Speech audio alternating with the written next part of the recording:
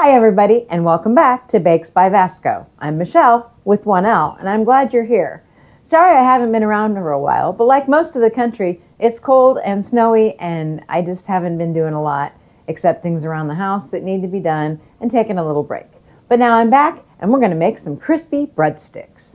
Now these breadsticks are good for any kind of dipping. They're good for a side dish, like maybe if you make that carbonara that I had made, or they're good just for any kind of snack.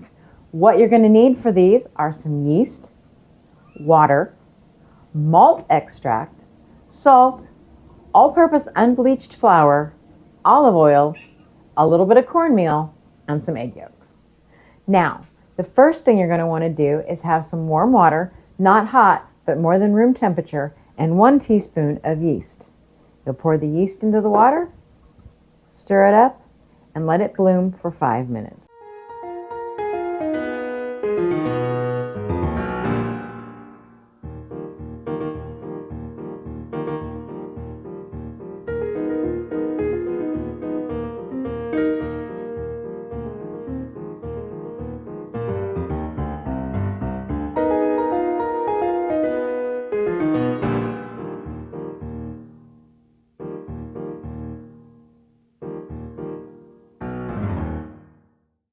All right, my yeast has bloomed. It took a little longer than 5 minutes because my kitchen wasn't exactly warm enough. So that is my tip for you, is make sure before you start this, you have a warm kitchen. Now, once the yeast has bloomed, you're going to want to add a half a teaspoon of malt extracts to that and stir it. Now the malt extract I'm using is diastic malt powder that I found on Amazon because I couldn't find it anywhere in my area. I'll put a link in the description, and this is very important to get those crispy outsides. While that yeast was blooming, I added 1 teaspoon of salt to my flour, which is 2 cups plus 4 tablespoons, and I whisk that together. Now you're going to want to make a well in the center of this flour and salt, and to that you're going to add your yeast mixture and 1.5 tablespoons of olive oil. Get all this stuff out of the way. Now, I'm using my KitchenAid stand mixer, Betty. Say hello, everybody. And I'm going to lock her into place, turn her on low, and let this mix until all the flour draws from the sides.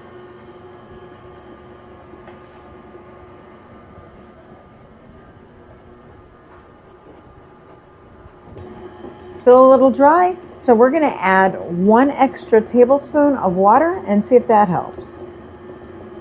And I'm going to turn it up to medium. My dough is still very dry. It hasn't come together into a sticky enough form yet. So to that water that we already used, 1/2 cup and 1 tablespoon, we're going to add a little bit more until it comes together. Make sure the water is warm.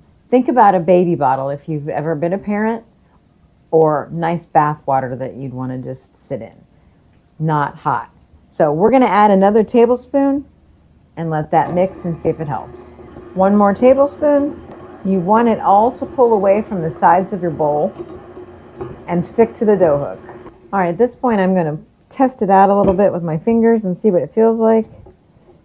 Still a little dry here at the bottom, so I'm going to add 1 more tablespoon of water into the bottom. Lock it back in place.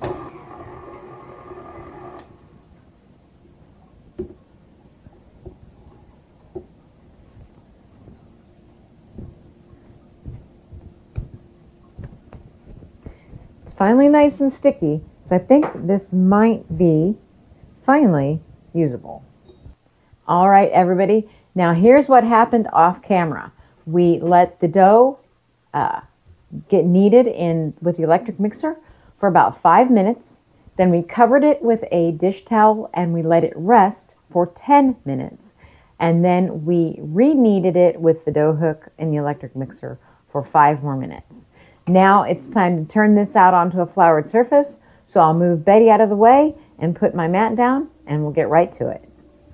All right, The dough is now fully kneaded, and we're going to turn it out onto our floured surface here, and we're going to try to shape this dough into a rectangle. Now, when I say try, let me explain this. This recipe is my very own. I had tried 3 different recipes from 3 different sources, and none of them turned out right. So I finally just said to myself, do it your own way. So if you're following along, thank you very much for giving this a try. Give me a thumbs up and don't forget to subscribe while we're doing this.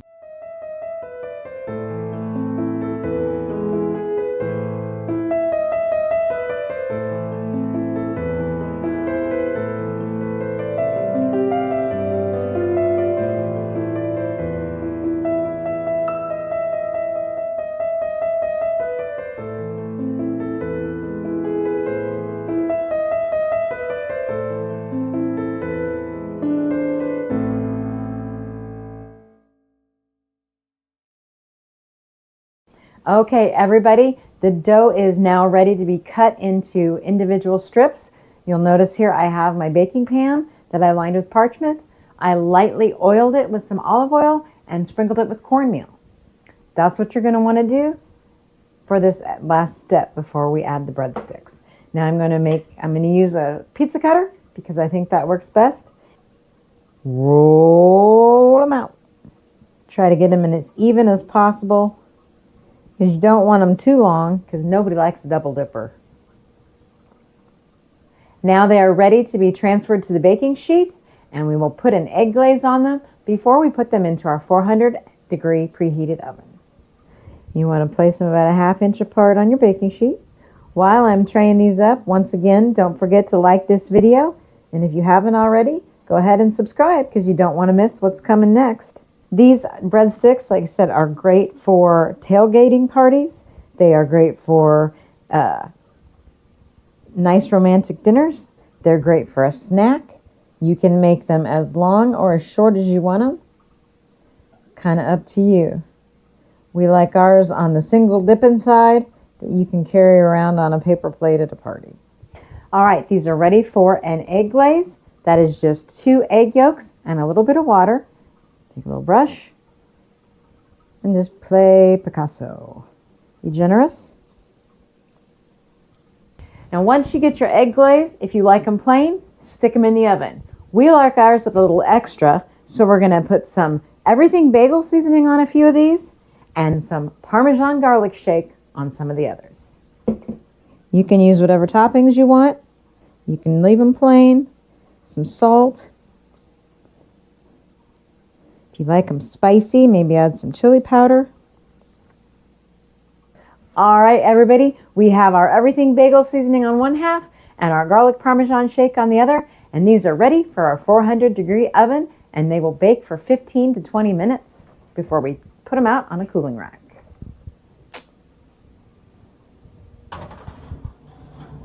Okay, everybody, the timer just went off, and our breadsticks are ready to come out of our 400-degree oven. Ooh. It always steams up my glasses.